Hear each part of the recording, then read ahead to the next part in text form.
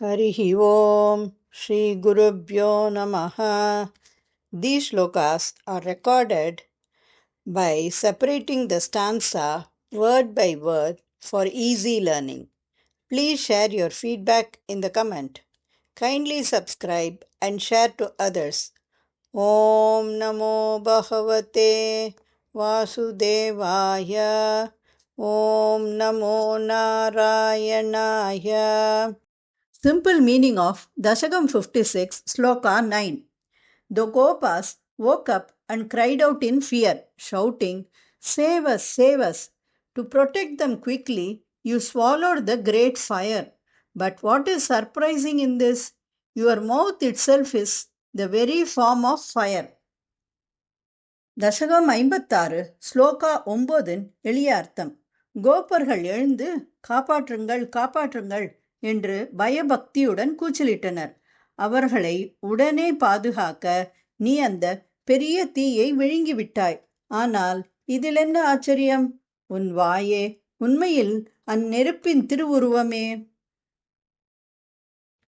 ஸ்ரீமன் நாராயணியம் தசகம் 56 9 प्रबुधितान् अथ प्रबुधितान् अथ प्रबुधितानथ प्रबुधितानथ प्रबुधितानथ पालय पालय पालय पालय पालय पालय प्रबुधितानथ पालय पालय प्रबुधितानथ पालय पालय प्रबुधितानथ पालय पालय इति उदयत् आर्तरवान् इति उदयत् आर्तरवान् इत्युदयदार्तरवान् इत्युदयदार्तरवान् इत्युदयदार्तरवान् पशुपालकान् पशुपालकान् पशुपालकान् इत्युदयदार्तरवान् पशुपालकान् इत्युदयदार्तरवान् पशुपालकान् इत्युदयदार्तरवान् पशुपालकान् प्रबुधितानथ पालय पालय इत्युदयदार्तरवान् पशुपालकान् प्रबुधितानथ पालय पालय इत्युदयदार्तरवान् पशुपालकान् प्रबुधितानथ पालय पालय इत्युदयदार्तरवान् पशुपालकान् अवितुम् आशु अवितुम् आशु अवितुमाशु अवितुमाशु अवितुमाशु पपाथ महानलम् पपाथ महानलम् पपाथ महानलम्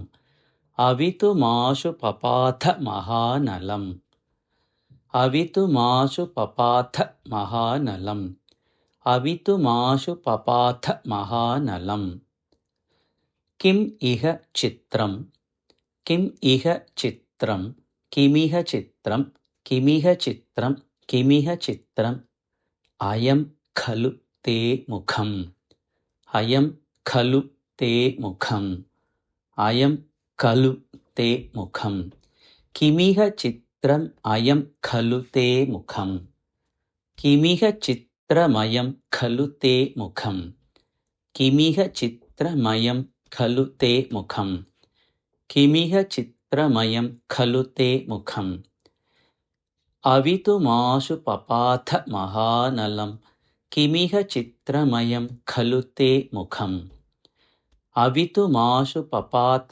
महानलम् किमिह चित्रमयं खलु ते मुखम् अवितुमाशु पपाथ महानलम् किमिह चित्रमयं खलु ते मुखम् प्रबुधितानथ पालय पालय इत्युदयदार्तरवान् पशुपालकान् अवितुमाशु पपाथ महानलम् किमिह चित्रमयं खलु ते मुखम् प्रबुधितानथ पालय पालय इत्युदयदार्तरवान् पशुपालकान् अवितुमाशु पपाथ महानलम् किमिह चित्रमयं खलु ते मुखम् प्रबुधितानथ पालय पालय इत्युदयदार्तरवान् पशुपालकान् अवितुमाशु पपाथ महानलं